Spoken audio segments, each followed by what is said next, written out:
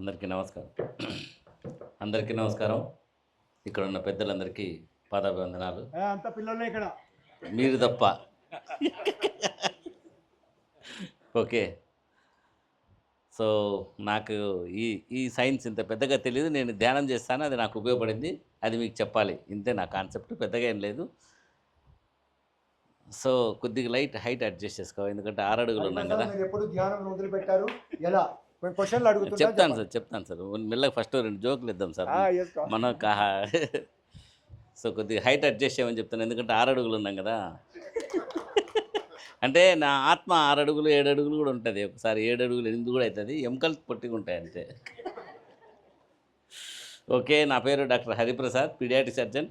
అప్పుడే పుట్టిన పిల్లలకి సర్జరీస్ చేస్తూ ఉంటాము. సో ఇప్పుడే తెలిసిన గొప్ప విషయం ఏంటంటే, మాకు ప్రొఫెసర్ డాక్టర్ భారతిరెడ్డి గారు సారు, మేడము భారతిరెడ్డి గారు క్లాస్మేట్స్ అంట. సో భూమి చిన్నగా ఉందనడానికి ఇది ఒక ఎగ్జాంపుల్ అనమాట. సో ఇంతసేపటి నుంచి సార్ పక్కనే కూర్చున్నారు, నా అందాన్ని చూస్తున్నారు. ఇప్పుడు సార్ మీ యూట్యూబ్ వీడియోలు చూసారంటే, అరే వీడియోలు చూసేది మీరా అంటున్నాడు. సో పక్కనే ఉన్నా గుర్తించలేనంత అందం మంది. సో అందుకే సార్ ఎక్కువ అందంగా ఉండను. యూట్యూబ్లో కొద్దిగా అందం తగ్గించుకొని కనపడుతుంటా, అందుకని బయట ఎవరు గుర్తుపట్టరు నన్ను. సో మెయిన్గా మా గురువుగారికి నాది చాలా లాంగ్ జర్నీ, చాలా చాలా చాలా లాంగ్ జర్నీ మాది. సో దానికంటే ముందు మామూలుగా ఏంటంటే, నాకు చిన్నప్పటి నుంచి ఒక జబ్బు ఉందనే వాళ్ళందరూ ఏంటంటే నవ్వడం. మా నాన్న కొడితే కూడా నవ్వుతుంటా. నేరా నీకేమైనా మెంటల్ ఆట నవ్వి వస్తాను అనేవాడు. ఆ కొడితే కూడా పక్కకు పోయి నవ్వుతుంటా అనమాట, ఎందుకు కొట్టినాడు తిక్కలోడు అని. అది జబ్బేమో అనుకున్నాం ఫస్ట్. తర్వాత ధ్యానంలోకి దిగినాం, 2002లో ధ్యానంలోకి దిగినాం. ధ్యానంలోకి దిగితే నాతో పాటు పక్కనుండే వాళ్ళందరూ ధ్యానం తర్వాత జోకులు వేసుకొని నవ్వుతూ ఉంటాం గట్టి గట్టిగా. అక్కడ ఉండే వాళ్ళందరూ తిడతారు, వీడెక్కడ గబ్బు మనిషిరా, అసలు నవ్వి నవ్వి సస్తా అంటారు, వీడిని పక్కన ఉంటే మాకు అందరికీ డిస్టర్బెన్స్, ధ్యానం చేయలేకపోతున్నాం అంటారు. ఓకే, అట్లా కూడా అనుకున్నాం. మెల్లమెల్లగా ఆ నవ్వే నా లైఫ్లో చాలా సమస్యలు వచ్చినప్పుడు ఆ నవ్వుతో దాటుకునేసిన. సో ఎంత పెద్ద నవ్వు వచ్చినా, ఎంత పెద్ద ప్రాబ్లం వచ్చినా కూడా జస్ట్ నవ్వుకొని దాటుకునేసిన. సో దాటుకుంటూ ఒక మెల్లగా యూట్యూబ్ ఛానల్ పెట్టి, సో ధ్యానం నాకు ఉపయోగపడింది, మీకు ఉపయోగపడుతుంది అని చెప్పడానికే నా ప్రయత్నం అంతే. సో నాకు ఇన్ని ఎక్స్ప్లెయిన్ చేసేంత గొప్ప నాలెడ్జ్ లేదు, నాకు శ్లోకాలు రావు, పద్యాలు రావు. చెప్తాను సార్. అంతా ఒక పద్ధతి ప్రకారం వస్తుంది. చూస్తూ ఉంటే మధ్యలోనే నాకు నీ చెప్పాలని లేదు, ఏం లేదు, లేదు సార్, 20 నిమిషాలే సార్. అమ్మ 2 గంటలు ఇస్తే అంత మనకు రాదు, పదాలు లేవు బేసిక్గా. సో అప్పుడే ఒక సంవత్సరం కిందట ఎప్పటి నుంచో నా వీడియోలు చూస్తున్నాడంట మా బంధువు ఒక ఆయన. వీడియోలు చూసి నాకు ఫోన్ చేశాడనమాట. అరే బాబు, నేను మీ మామని భాస్కర్ని అన్నాడు. చెప్పు మామ అన్న. ఏం లేదు, నాకు చిన్న హెల్త్ ఇష్యూ ఉండి నీకు ఫోన్ చేశాను, చెప్పు మామ అంటే, నాకు యూరిన్ సరిగ్గా రావడం లేదు, ఏం చేయాలరా అన్నాడు. క్లాంప్ వేసుకోమమ్మా అన్న. అంతే, ఫోన్ కట్ చేసినాడు. 3 రోజుల ముందర ఫోన్ చేసినాడు. 3 రోజుల ముందర నేనే ఫోన్ చేసిన నెంబర్ కనుక్కొని, అది నెంబర్ బ్లాక్ చేశాను నాది. ఇంకో నెంబర్ నుంచి ఫోన్ చేసి, ఎందుకు మమ్మల్ని నెంబర్ బ్లాక్ చేసినావు, అప్పుడేదో ప్రేమగా మాట్లాడి 2 నిమిషాలకే కట్ అయిపోయిందంటే, నేను ఏం మాట్లాడినా నువ్వేం మాట్లాడినావురా తిక్కనా కొడుక అన్నాడు. ఏమన్నా మమ్మల్ని నేనేం చెప్పినాను అన్న అంటే, నేను యూరిన్ సరిగ్గా రాలేదంటే క్లాంప్ వేసుకొని కూర్చావా, నీకేమన్నా సెన్స్ ఉందా లేదా, నువ్వు డాక్టరా కాదా అన్నాడు. అరే మామ, క్లాంప్ 625 ట్యాబ్లెట్ మామ, అది నేను డోస్ చెప్పే లోపల నువ్వు కట్ చేసినావు. ఎవడన్నా క్లాంప్ వేసుకుంటాడండి.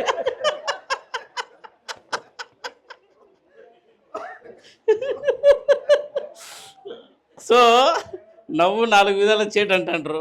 సో ఆ రోజు నేను జోకేలా సీరియస్ చెప్పిన, యూరిన్ ప్రాబ్లం అంటే క్లాంప్ వేసుకున్నా. అదే ఆయనకు హర్ట్ అయినాడు. సంవత్సరం తర్వాత నేనే ఓపెన్ చేసి, క్లాంప్ 625 ట్యాబ్లెట్ మామ, నెట్లో కొట్టి చూడు, అది వరల్డ్ ఫేమస్ డాక్టర్ రెడ్డిస్ ల్యాబ్లో తయారవుతుంది, ఇమ్మీడియట్గా పనిచేస్తుంది, నీకు వర్కౌట్ అవుతుందని నేను చెప్తే నువ్వేంది మామ ఎట్లా చేసినావు అంటే, ఏమో పొరా సగిలినా కొడక, నువ్వు అన్ని ఇట్లాంటివన్నీ చేస్తుంటావు, ఇప్పటికీ మానుకొని సవాలే నువ్వు అన్నాడు. ఇంకో బంధు వ్యవహారం చెప్తా. ఆయన ఏంటంటే ఫోన్ చేసి, మామ నా కొడుకు కుక్క గరిచింది అన్నాడు. కుక్క బాగుందా అన్న. అంటే లోఫర్ నా కొడుకు కుక్క గరిచింటే నువ్వు కుక్క బాగుందని కూర్చోవా అని చెప్పి తిట్టడం మొదలుపెట్టాడు. చెప్పిన, అరే మామ అరే అల్లుడు నేను అడుగుతాను, ఇది కుక్క బాగుంది అంటే, కుక్క పిచ్చి కుక్క అయితే ఇంజక్షన్లన్నీ మారిపోతాయి, దాని పాయింట్ ఆఫ్ వ్యూలో అడిగినాను రా అంటే, నువ్వు అక్కువతో ముందుకు ఇలా పిచ్చి కుక్క మంచి కుక్క అని అడగాల, కుక్క బాగుంది అంటే నా కొడుకుని గరిచి కుక్క ఏమన్నైందని నువ్వు ఎక్కిరించానేమో అనుకున్నా అన్నాడు. సో మళ్ళీ నేనే ఎక్స్ప్లెనేషన్ కూడా ఇచ్చుకోవాల్సి వచ్చింది. సో నేను మామూలు మాట్లాడేటివి అడ్డం తిరుగుతున్నాయి, జోకులు వేసేటివి అయితే పేలుతున్నాయి, అందరూ కూడా బాగా ఎంజాయ్ చేస్తున్నారు. సో ఇట్లాంటివి కూడా జోకులు మా క్లినిక్లో నడుస్తూ ఉంటాయి. నిన్న ఒక అబ్బాయికి పాస్ సరిగ్గా రాలేదని చెప్పి తీసుకొని వచ్చింది. ఆల్రెడీ 3rd కన్సల్టేషన్ మా దగ్గరికి. చిన్నపిల్లలకి మా దగ్గరికి వచ్చే మెయిన్ కంప్లైంట్ అదే ఉంటుంది అనమాట. సరేమ్మా కొద్దిగా స్కిన్ వెనక్కి లాక్కుంటే సరిపోతుంది, దాని గురించి పెద్దగా ఇష్యూ లేదు అని చెప్పి స్కిన్ వెనక్కి లాగి ఆయింట్మెంట్ రాసి పంపిస్తాను. ఆమె బయటికి పోయి మళ్ళీ లోపలికి వచ్చిందనమాట. సార్ మావాడు దాన్ని ముట్టుకొని సార్ అనింది. అంటే ఇంక రేపొద్దున పెళ్లి చేసుకుంటే ఎట్లమ్మా అన్న.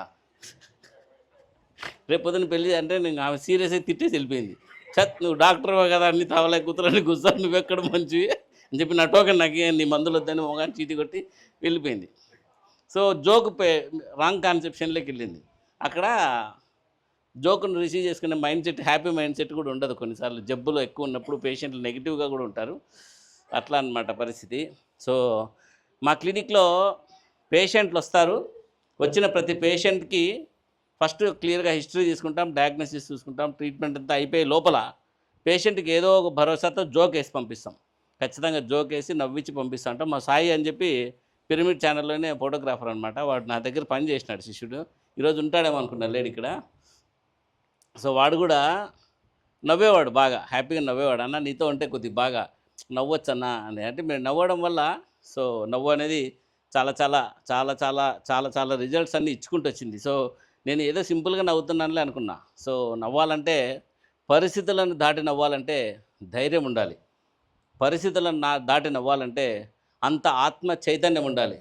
పరిస్థితులను దాటి పరిస్థితులు భయంకరంగా ఉన్నప్పుడు నవ్వాలంటే దానికి తగ్గ బలం కూడా ఉండాలి. సో అందరూ నవ్వలేరు. సో నవ్వలేకపోతున్నారు అంటే రాజశేఖర రెడ్డి గారు చెప్పినాడు కదా, నవ్వడం ఒక యోగం, నవ్వించడం ఒక భోగం, నవ్వలేకపోవడం ఒక రోగం. సో నవ్వలేకపోతుంటారు కొన్నిసార్లు. ఎందుకంటే ముఖ్యంగా డాక్టర్ల దగ్గరికి వచ్చే వాళ్ళందరూ కూడా ఏదో ఒక పెయిన్తో సఫర్ అయ్యే వస్తారు. జ్వరాలు వచ్చినా కూడా కొంతమంది బాగా టెన్షన్ పడిపోతూ ఉంటారు, కొంతమంది బాగా డిప్రెషన్ లేకపోతూ ఉంటారు, కొంతమంది టెన్షన్ పడుతూ ఉంటారు. ఇందాక మేడం అన్నారు, ఎవరు అడిగారు స్ట్రెస్ అంటే ఎట్లా అని. సో స్ట్రెస్ అనేదంతా కూడా సో నవ్వలేకపోవడం వల్ల కూడా స్ట్రెస్ ఎక్కువవుతుంది. ఎవరైనా కానీ ఏదైనా ఒక జోక్ వేసినారనుకోండి, అది అర్థం చేసుకోలేకపోతున్నాడంటే స్ట్రెస్లో ఉన్నాడు అనుకోవచ్చు. కానీ జోకును కూడా అర్థం చేసుకోలేకపోతున్నాడంటే స్ట్రెస్లో ఎక్కువ ఉన్నాడని, నెగిటివిటీ ఎక్కువ ఉందని హార్ట్లో. సో అదే అనమాట. సో మా క్లినిక్లోకి వచ్చే పేషెంట్లందరికీ ఇట్లా క్లాంపులు వేసుకోమని చెప్తుంటాం. మీరెవరు క్లాంప్ వేసుకోదండి. ఓకే. సో నేను వచ్చేసి 1990 10th క్లాస్ అయిపోయింది. సో మొన్ననే మా 10th క్లాస్మేట్స్ అందరం కలిసాము. 10 days బ్యాక్ ఒక పెళ్ళిలో కలిసామన్నమాట ఆఫ్టర్ 35 years. చూస్తే అందరికీ 50 వచ్చేసింది, నాకు తప్ప. నాకు 36 ఉంది. నేను అదే చెప్పిన, ఏంద్ర అందరూ ముసలోళ్ళు అయిపోయినారు, నేను ఒకటి 36 37 అన్నా, మీరేంద్ర అందరూ 50 ఉన్నారన్నా. వాళ్ళు ఇట్లా చూస్తున్నారు, వీడికి 50 కదా 36 ఎట్లా వచ్చింది అనుకుంటున్నారు. నేను జోక్ వేసే విషయం కూడా చాలామందికి అర్థం కాలే. సో తెలివి కూడా ఉండాలా, నవ్వాలంటే తెలివి ఉండాలా, నవ్వించాలంటే కూడా ఇంకా ఎక్కువ తెలివి ఉండాలా. సో నన్ను చాలామంది తెలివైనవాడు అంటుంటారు అనమాట, ఎందుకంటే నవ్విస్తూ ఉంటాం కాబట్టి. సో క్లాప్స్, తెలివైనవాడు కాబట్టి. సో పొగిడించుకోవడం కూడా ఒక ఆర్ట్. నేను పొగిడించుకుంటూ ఉంటాను. నా క్లినిక్ వచ్చేవరైనా పొగుడుతూ ఉంటే వద్దని చెప్పండి, పొగడండి నేను ఫస్ట్ పొగుడుతూ ఉండండి. ఆ పొగడకపోతే మీరేమైపోతారని నా టెన్షన్. అది నా సామాజిక బాధ్యత. మీరందరూ క్లినిక్ ఇప్పుడు ఎవరైనా కానీ పొగడాలనుకుంటే పొగిడేసేయండి, నాకేం ప్రాబ్లం లే. మీరేమవుతారని నా బాధ, అదొకటి. సో 1992 లైఫ్లో ఒక పెద్ద హర్డిల్ పడింది అనమాట, బాగా పెద్దగా పడింది. సో అప్పటికి అది పెద్ద సమస్య కాదు. నా వయసు 16 ఏళ్ళు, అప్పటికి నేను ఎమోషనల్ ఉన్నాను. సో ఆ స్ట్రెస్లో ఉన్నాము. సో ఆ టైంలో వచ్చిన ఒక చిన్న సమస్యతో ఒక్కొక్క స్టెప్ ఆఫ్ రియలైజేషన్ అనేది స్టార్ట్ అవుతూ మెల్లగా 2002లో నేను మెడిటేషన్లోకి రావడం జరిగిందనమాట. సో ఫస్ట్ స్టెప్ వచ్చేసి, ఎప్పుడైనా ఈ బాడీని వదలాల్సిందే కదా అనేది ఫస్ట్ స్టెప్. సో ఎప్పుడైనా కానీ ఈ బాడీ వదిలేసాం అంటే చావు అనేది 100% ప్రతి ఒక్క జీవికి ఉంది అనేది ఒక జీవిత సత్యం. కొన్ని ఇన్సిడెంట్స్ ద్వారా నాకు ఒక అర్థమైన విషయం. సో అక్కడ ఇది ఎండ్ అయిపోతుంది అనేది ఒక ఫిక్స్డ్ పాయింట్. రెండో పాయింట్ బ్రెయిన్ గురించి చదువుతున్నాను, న్యూరో అనాటమీ బ్రెయిన్ గురించి చదువుతున్నాను. సో బ్రెయిన్ గురించి చదివేటప్పుడు నా బ్రెయిన్ పని చేయకపోతే నేను కోమాలోకి పోతా, నా బ్రెయిన్ పని చేయకపోతే నాకు పార్కిన్సన్స్ జబ్బు వస్తుంది, నా బ్రెయిన్ పని చేయకపోతే నా కాళ్ళు చేతులు పని చేయవు, నా బ్రెయిన్ పని చేయకపోతే నాకు ఆలోచనలు సరిగ్గా రావు, నా బ్రెయిన్ పని చేయకపోతే నేనేం లేను, నా బ్రెయిన్ పని చేయకపోతే నేను జోకులు వేయలేను. అంటే నా బ్రెయిన్ తప్ప నేనేం లేనా అని డౌట్ వచ్చినప్పుడు, నా బ్రెయిన్ తప్ప నేనేం లేనా, నా బాడీలో నేను ఎక్కడున్నాను, అసలు నా బాడీ నన్ను ఎట్లా గుర్తుపడతా ఉంది, నా బాడీనా నేనా నా బ్రెయినా, నేనెవరు, నా కనెక్షన్ ఎక్కడ అనే ఒక డౌట్ వచ్చింది. పక్కన వాళ్ళు అడిగా, తిక్క నా కొడుక నోరు మూసుకొని బ్రెయిన్ గురించి చదవరా అన్నారు. అంటే సర్లే ఇంకా అది ఎవరు ఆన్సర్ చేసేటట్లేదులే పరిస్థితి, ఆ క్వశ్చన్ అట్లే ఒక 10 క్వశ్చన్స్ వస్తే పక్కన పెట్టేసాం అనమాట. సో 2000 సంవత్సరంకి వచ్చేసరికి 95లో ఆ డౌట్ వచ్చింది. 2000 సంవత్సరంకి వచ్చేసరికి మా గురువుగారు తగిలారు. సో అక్కడ MS general surgery PG sir అప్పటికే ధ్యానంలో ఫుల్గా అడ్వాన్స్డ్ ఉన్నారు. సో నాకు ధ్యానం అంటే కూర్చోవడం అంటే బేజారు అనమాట. ధ్యానంలో కూర్చుంటేనే పూరి గుర్తొస్తుంది, లేదా చపాతి గుర్తొస్తుంది, లేదా ఏదో ఐటమ్ సాంగ్స్ని గుర్తొస్తాయి. అవి తప్పు కాదు అని నాకు తెలీదు, తప్పు అనుకుంటా అండి, తప్పు కాదంట అది వస్తాయి మామూలే. అది మీకు కూడా ఏమైనా గుర్తొస్తాయా? అది మామూలే అని మేడం కూడా కన్ఫర్మ్, కాబట్టి నాకు వచ్చేటువంటి కరెక్టే. సో సార్ ధ్యానంలో కూర్చోబెట్టుంటాడు, కూర్చుంటాము, కూర్చుంటేనే మా క్లాస్మేట్లలో ఎవరెవరు బాగున్నారో వాళ్ళు ఫస్ట్ గుర్తొస్తారు, తర్వాత బాగలేని వాళ్ళు గుర్తొస్తారు, తర్వాత మా జూనియర్స్ గుర్తొస్తారు. ఏందబ్బా ధ్యానం అంటే ఇంత భయంకరంగా ఉంది, వీళ్ళే గుర్తొస్తున్నారు, సినిమా హీరోలు గుర్తుకురారని బాధ నాకు. సో వాళ్ళు కూడా గుర్తొస్తే బాగుంటుంది కదా సార్. అందుకని వాళ్ళని కూడా అప్పుడప్పుడు గుర్తు చేసుకుంటా ఉంటాను, నేనే గుర్తు తెచ్చుకుంటా ఉంటా అప్పుడప్పుడు. అట్లా ధ్యానంలో కూర్చుంటే అట్లా అయిందనమాట. తర్వాత పీజీ సీట్ రాలేదు.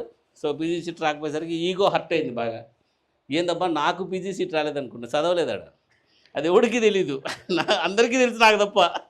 నేను చదవలేదనే విషయం అందరికీ తెలుసు, వీడు సరిగ్గా చదవడం లేదు అనుకుంటున్నారంట, కానీ ఎవడు నాతో చెప్పలేదు. సో మనకు పీజీ సీట్ రాలేదంటే ఈగో హర్ట్ అయింది.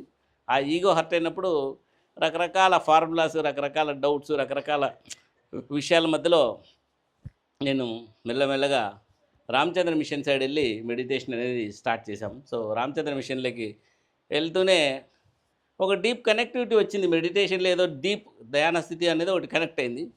సో కనెక్ట్ అయ్యి ఏదో మెల్లమెల్లగా 3rd డే 4th డేకే గురువులతో స్మరించుకుంటే కనెక్ట్ అయ్యే ఒక అనుబంధం తయారైంది.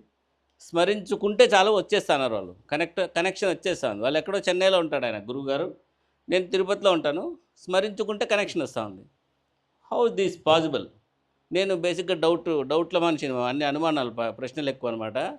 సో అన్నిటికీ డౌట్లే అడుగుతుంటా ఎక్కువ. సో చాలామంది నన్ను దగ్గరికి రానిరు, ఎందుకంటే డౌట్లు అడుగుతానని చెప్పి. సో అట్లా సో ఇది ఎట్లా కనెక్ట్ అయింది అనేది నాకు నేనే డౌట్ వేసుకున్నాను. ఎవరు వినేవాళ్ళు లేరు కాబట్టి నాకు నేనే డౌట్ వేసుకున్నా, అసలు ఎట్లా కనెక్ట్ అవుతా ఉంది, ఎట్లా వెళ్తూ ఉంది, అసలు గురువుగారు ఎక్కడో ఉంటే నాకెట్లా కనెక్ట్ అవుతున్నారు, అసలు ఇదంతా ట్రాషా, నేనేమన్నా ఫీల్ అవుతున్నానా, నా మైండ్ ఏమన్నా ప్రొజెక్ట్ చేస్తుందా కనెక్ట్ అయినట్టు, అరెల్సిన డీప్ ఎక్స్పీరియన్స్ ఉందా, అనుభూతి ఉందా, వెళ్తున్నామా అనేసి మెల్లమెల్లగా ధ్యానంలో వెళ్తూ ఉంటే వన్ డే ఒక 1 year 1.5 yearలోనే అంటే నా బ్రెయిన్ నా బ్రెయిన్ అనేది ఒక వండర్ఫుల్ ఆర్గాన్, చాలా wonderful organ. So that can detecting me my mind power. నేను అనేది సోల్ అనేది ఒక ఎనర్జీ. సోల్ అనే పదం నేను వాడను కానీ నేను ఒక ఎనర్జీ. ఇది ఒక ఫిజికల్ మ్యాటర్, నేను ఒక ఎనర్జీ, నేను ప్రాణంతో ఈ ఫిజికల్ బాడీకి కనెక్ట్ అయి ఉన్నా. సో నా బ్రెయిన్ ఇక్కడ ఒక వర్కింగ్ టూల్. ఆ వర్కింగ్ టూల్ ఏం చేస్తుంది, ఎక్కడ బాడీలో జరిగే energy changes, chemical changes, everything is under it's control, under it's monitoring. దాని మానిటరింగ్లో ఉందంతా. సో మనం బ్రెయిన్ సైలెంట్గా ప్రశాంతంగా పెట్టగలిగి చూస్తే చాలన్నమాట.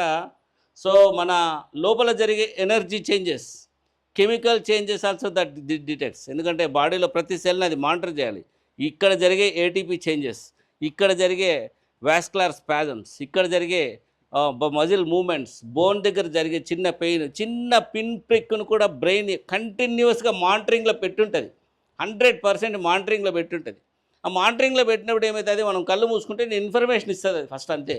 ఏం లేదు, పొద్దున్నే ఎవరితోనో కొట్లాడింటే అది గుర్తొస్తుంది, పెళ్ళాం తిట్టింటారు అది గుర్తొస్తుంది, కొడుకు ఏదో అడిగింటారు అది గుర్తొస్తుంది, మా నాయన తిట్టింటాడు అది గుర్తొస్తుంది. సో స్లోగా నేను రియలైజ్ అయిన విషయం ఏంటంటే, problem is that is giving entire information, that is not disturbing. So brain is detecting entire information and that is giving me. నా మనసు అన్నారు ఇందాక, ఏదో మనసు ఎక్కడ ఉంటుంది అన్నారు కదమ్మా.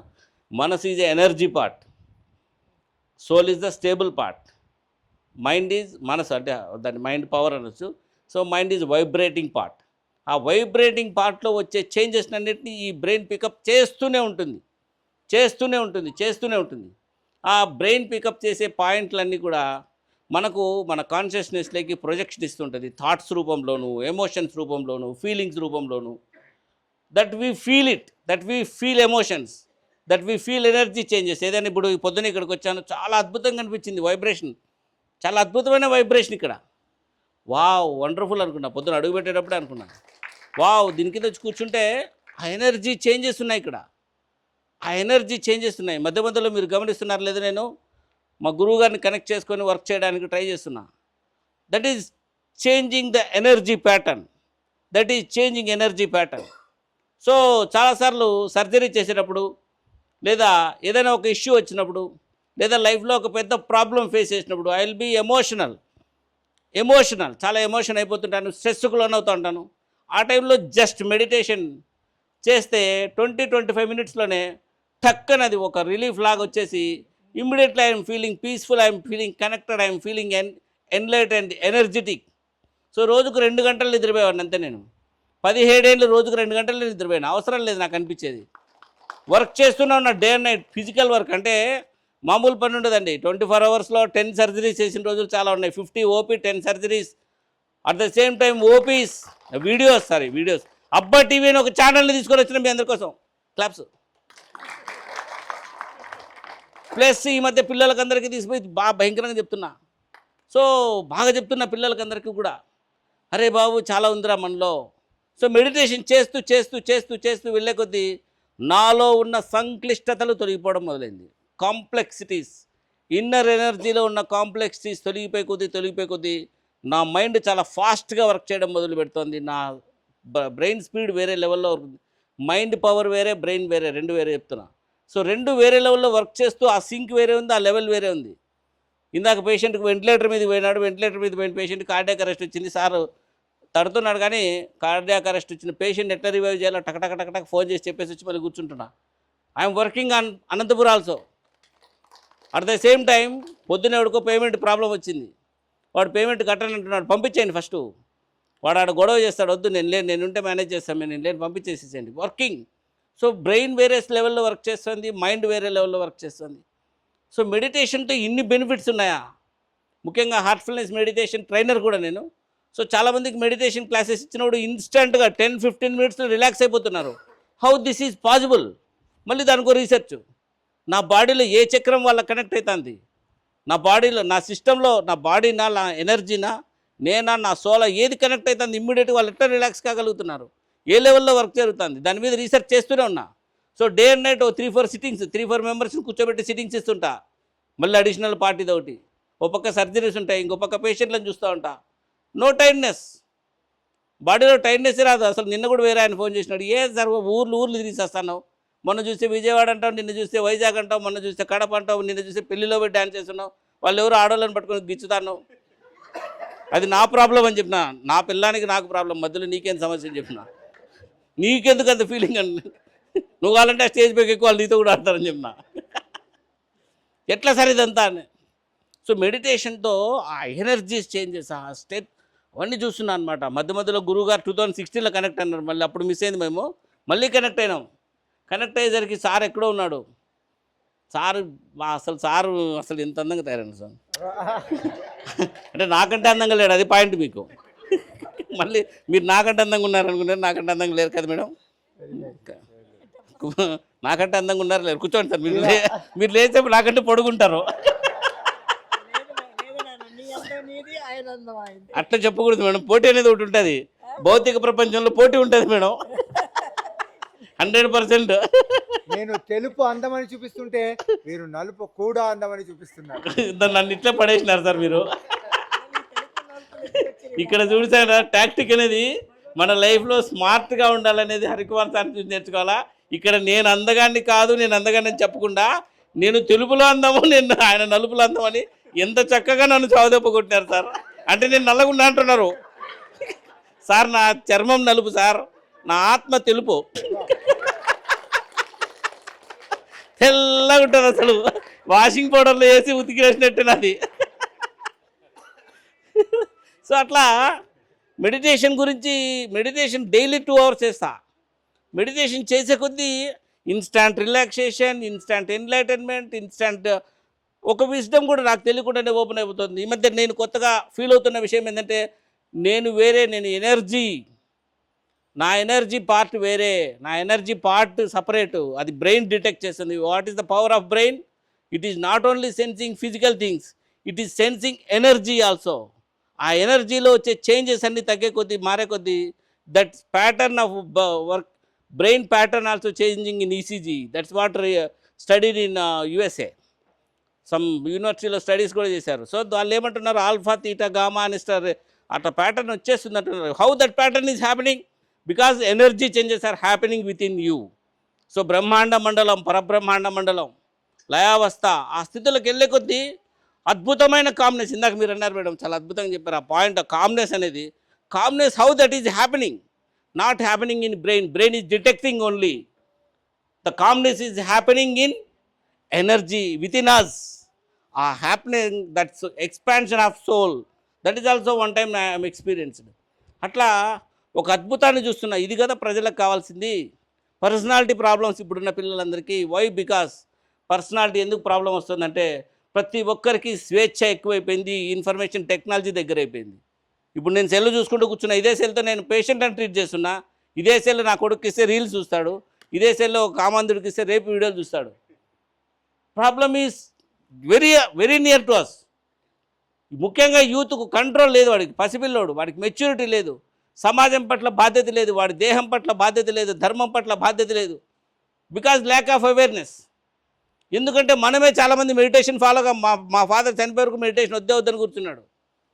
సో చాలామంది మంచి పాయింట్లను చేసే వాళ్ళకు మనమే అవేర్నెస్ తీసుకురావడం లేదు. ఈరోజు ఎందుకు హైదరాబాద్ నుంచి నేను ఈరోజు సర్జరీలు 3 ఉన్నాయి. ఒకటి యానోరెక్టల్ మాల్ఫార్మేషన్, వేరే సర్జరీకి హ్యాండ్ ఓవర్ చేసి వచ్చిన. మోషన్ హోల్ లేదు బేబీకి.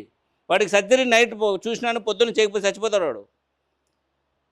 సో ఆ వెంటనే హ్యాండ్ ఓవర్ చేసి సార్కు చెప్పిన, సార్ వచ్చేస్తున్నా, నేను 10 గంటలకు మెసేజ్ పెట్టి బయలుదేరి వచ్చేసిన. బికాస్ ఒకసారి ఇంతమందికి ఈ మాత్రం విషయం చెప్పగలిగినానంటే awareness, bringing awareness is the root society, service to the society. Bringing awareness is the service to the society that we can do. మెడిటేషన్తో ఇన్ని బెనిఫిట్స్ ఉన్నాయి. మెడిటేషన్తో మన ఫ్రీడమ్ని ఎలా వాడుకోవాలో అర్థమవుతుంది. మెడిటేషన్తో మన శక్తులు ఎలా వాడుకోవాలో అర్థమవుతుంది. మెడిటేషన్తో ఈ సమాజం పట్ల, ఈ సృష్టి పట్ల, ఈ విశ్వం పట్ల మనకెంత బాధ్యత ఉందో అర్థమవుతుంది. ఇవన్నీ కూడా నాకు స్లోగా అర్థమవుతూ వస్తున్నాయి. సో రోజు రోజుకు నా వర్క్ పెరుగుతుంది కానీ తగ్గడంలే. రోజు రోజుకు ఎవడైనా అర్ధరాత్రి పేషెంట్ ఫోన్ చేసి నాకు జ్వరం వచ్చిందంటే కూడా పెట్టారా అంటాం నేను. వాడికి ఏదో ఒకటి చేయండి సార్, నర్సుకు ఫోన్ చేసి ఇమ్మీడియట్ వాడికి ఏదో ఒకటి మెడిసిన్ ఇవ్వండి, ఆ మెడిసిన్ ఇవ్వండి, ఈ మెడిసిన్ ఇవ్వండి, ఫోటో పెట్టండి, వీడియో కాల్ చేయండి.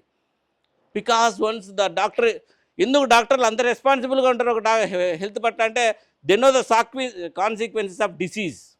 ఆ డిసీజ్ని అక్కడ వదిలేస్తే వాడిని ఏం చేస్తుందని భయం మాకు. అందువల్ల అవేర్నెస్, ఆ ధర్మం అనేది ప్రతి డాక్టర్ ఫీల్ అవుతాడు. డబ్బులు ఎక్కువ తీసుకుంటారేమో అటు ఇటు, కానీ ఏ డాక్టర్ చంపాలని మాత్రం పొరపాటును కూడా సర్జరీ చేయడు. ఏ డాక్టర్ కూడా డిసీజ్ హీల్ కాకూడదని చూడు, ఖచ్చితంగా హీల్ చేయడానికే ట్రై చేస్తాడు. Because awareness is through medical training. MBBSలో ట్రైనింగ్ వల్ల అవేర్నెస్ వచ్చింది అదంతా కూడా. అట్లాగే స్పిరిచువల్ ట్రైనింగ్ ద్వారా అవేర్నెస్ వస్తుంది నాకు. ఆ అవేర్నెస్ పబ్లిక్ తీసుకురావడానికి ట్రై చేస్తున్నా. డైరెక్ట్గా వినరు మీరు ఎవరు. అందువల్లనే ఒక ట్రాప్ వేస్తున్నా, అబ్బా టీవీ నవ్విస్తున్నా. ఫస్ట్ నవ్విస్తారు, క్లినిక్లోకి వస్తే ధ్యానంలో కూర్చోబెడతా. ఇదేం సార్ మాకు అంటారు, ధ్యానంలో కూర్చో నీకు బాగుంటుందని. So working on it and also awareness తీసుకురావాలి మనందరం కూడా. We are all responsible citizens of the universe, god. We are all godly soldiers. Meditation side వచ్చే ప్రతి వ్యక్తి ఒక గాడ్ నుంచి వచ్చిన సోల్జరే. పీస్ని ఎస్టాబ్లిష్ చేయడానికి ట్రై చేస్తున్నాం, నెగిటివిటీని తగ్గించడానికి ట్రై చేస్తున్నాం, పాజిటివ్ని పెంచడానికి ట్రై చేస్తున్నాం, హెల్త్ ఇంప్రూవ్ చేయడానికి ట్రై చేస్తున్నాం. We are all working towards humanity. That is what the responsibility I'm feeling through meditation. So heartfulness meditation లోపలికి వెళ్ళే కొద్దీ ఇంకా అద్భుతాలు ఫీల్ అవుతున్నాను అనమాట. Oh it is not a normal thing, meditation is wonderful. ఈ పబ్లిక్కి మెసేజ్ అందాలి అలా అని చెప్పేసి 24/7 వర్క్ చేస్తూనే ఉంటా. 24/7 రాత్రి వచ్చినప్పుడు పేషెంట్ అని హ్యాండ్ ఓవర్ చేస్తున్నా. పొద్దున్న ఇప్పుడు వచ్చినప్పుడు వెంటిలేటర్లో ప్రాబ్లం వచ్చింది, వెంటిలేటర్ వెంటనే కనెక్ట్ చేసి మెడిసిన్ ఏం చేయాలో చెప్తున్నా. కన్సల్టెంట్ వేరే వాడు ఎవడో దొరకలేదంటే నా ఫోన్ కాల్ పోతే వేరే రెస్పాన్స్ ఉంటుంది. ఎందుకంటే నాకు చేతిలో ఒక డిగ్రీ ఉంది కాబట్టి నేను ఫోన్ చేస్తే వినేవాళ్ళు వింటారు ఖచ్చితంగా. మోడీ ఫోన్ చేసి నేను విన్నట్టు అట్లా నేను ఫోన్ చేసి వినేవాడు కూడా ఉంటాడు. వాళ్ళు మళ్ళీ వేరే వాళ్ళు ఫోన్ చేసి వినరు వాళ్ళు. అట్లా మోడీ నాకు అప్పుడప్పుడు ఫోన్ చేసి మాట్లాడుతుంటాడు. అట్లా సెల్ఫ్గానే ఫీల్ అవుదాం సార్. ఊరికే అంటుండాలి. నా ముందే ఫోన్ చేశాను నేను విన్నా. హలో మోడీ గారు. సో ఇలా ఈరోజు మా గురువుగారిని కలిసినట్టు ఉంటుంది, ఇంత పెద్ద ప్రోగ్రాంలో పార్టిసిపేట్ చేసినట్టు ఉంటుంది, మహామహుల్ని కలిసినట్టు ఉంటుంది, గొప్ప గొప్ప వాళ్ళ దగ్గర నుంచి ఎంతో కొంత నేర్చుకున్నట్టు ఉంటుంది. ఇన్ని లాభాలు ఉన్నాయని చెప్పి రాత్రి కష్టపడి డ్రైవింగ్ చేసుకొని వచ్చినాం నేను, మా మస్తాను, రామచంద్ర. అది అందగాడు ఆడుంటాడు చూడు, మస్తాన్ రామచంద్ర. మస్తాన్ బయట టీంలో చూసింటారు మీరు, అబ్బా టీవీలో. రామచంద్ర అని నాకంటే అందంగా ఉంటాడు అనుకుంటాడు. అందంగా లేవు నువ్వు, అందుకే దూరం పెట్టినా. ఈ ప్రోగ్రామ్ లో మనం ఆఫ్టర్నూన్ వీరి స్కిట్స్ కూడా చూస్తాం. ఓకే, డిఫరెంట్ స్టైల్లో అది కూడా చూస్తాం. ఓకే, అది పరిస్థితి. సో అలా మెడిటేషన్ మీద నాకు వచ్చిన అవేర్నెస్ని పబ్లిక్లోకి తీసుకురావడానికి మ్యాక్సిమం ట్రై చేస్తున్నా. సో మీరు నాకేమీ క్వశ్చన్ లేదని, నాకేం తెలీదు. కాకపోతే నవ్వించడం తెలుసు, నవ్వించుకుంటూ ధ్యానంలో కూర్చోబెట్టడం తెలుసు. ధ్యానంలో మిమ్మల్ని మీరు తెలుసుకోండి, మీకు వచ్చింది మీరు తెలుసుకోండి, నన్ను మాత్రం అడగొద్దు. నాకేం క్వశ్చన్స్ ఆన్సర్స్ రావు, నాకేం శ్లోకాలు కూడా రావు. Thank you very much for giving this opportunity. అయిపోయింది సార్ నా ఆప్షన్స్. అదే ఈయన చెప్పడం ఎలా ఉందంటే క్వశ్చన్స్ అని గట్టిగా చెప్పండి.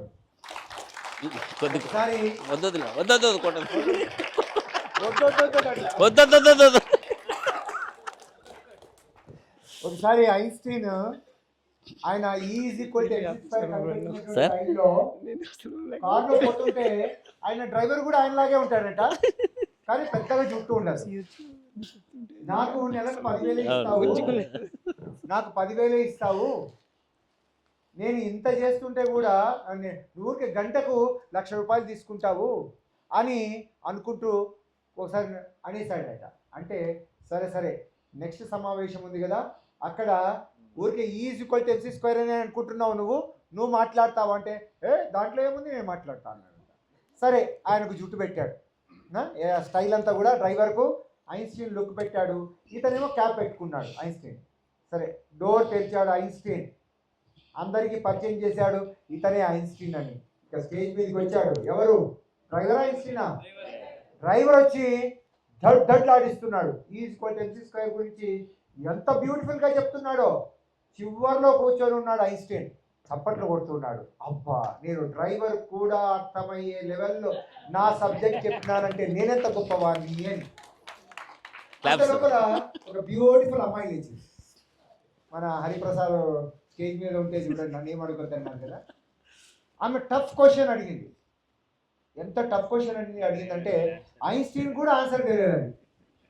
అప్పుడు హరిప్రసాద్ లాంటి ఐన్స్టీన్ వేషంలో ఉన్నటువంటి ఆ డ్రైవర్ ఏమన్నాడు తెలుసా, ఏమ్మా ఇంత సింపుల్ క్వశ్చన్ కూడా ఆన్సర్ తెలియదా, మా డ్రైవర్ ఆన్సర్ చేస్తాడు చూడు.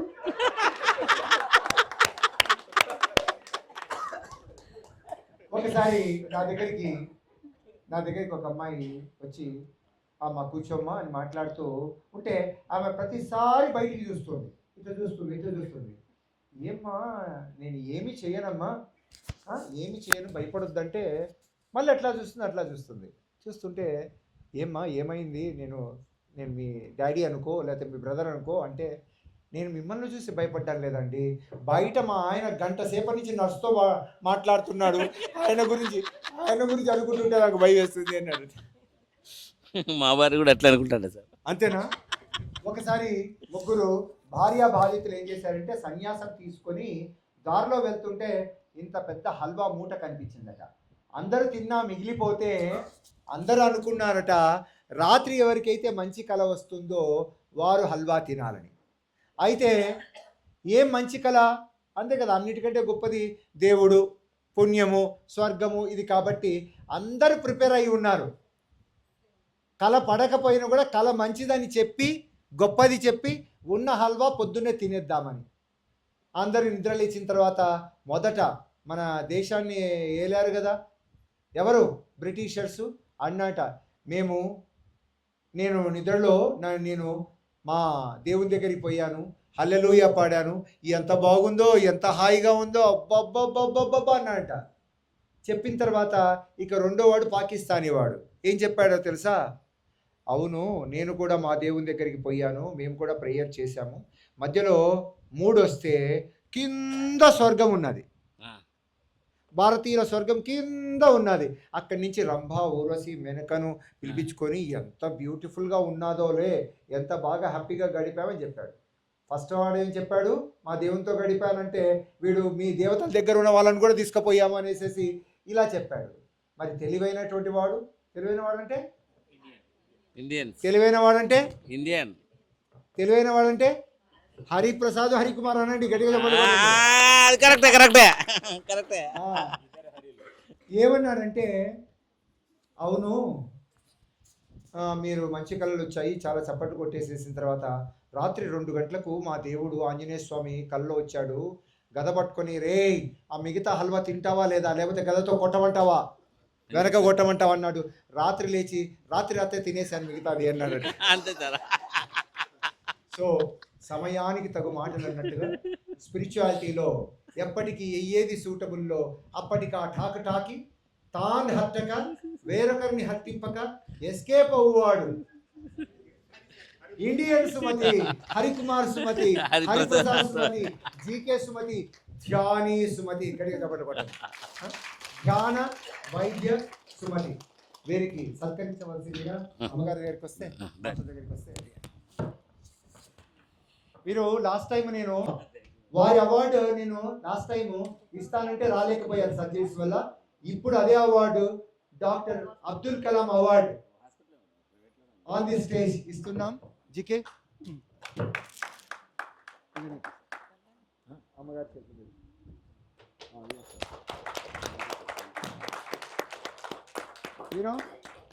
నువ్వు మా బంగారు. గట్టిగా చెప్పండి. ఈరోజు మేమిద్దరం అనుకున్నాం నేను కూడా స్కిట్ వేస్తాను. ఏమో తెలుసా స్కిట్ పేరు తెలుసా? మీరంతా శంకర్ దాదా విన్నారు కదా, కానీ ఈ హరిప్రసాద్ శంకర్ హరిప్రసాద్ MCH అనేదే ఈరోజు వేస్తారు. వీరికి డాక్టర్గా నేను చేస్తూ ఈరోజు మధ్యాహ్నం ఒక 2-3 స్కిట్ ఇచ్చేస్తాను. ఎంతమంది రెడీగా ఉన్నారు చూడడం కోసం? మనమే కాదు మొత్తం లోకమంతా ప్రపంచమంతా అబ్బా టీవీ ద్వారా చూడాలనుకుంటుంది. గట్టిగా చెప్పట్లు. Thank you. Now it's time for GK. ఎంత టైం ఉంది మనకు? ఒక 20 minutes. 3 ఇంకా 1 అయింది. ఓకే చాలా.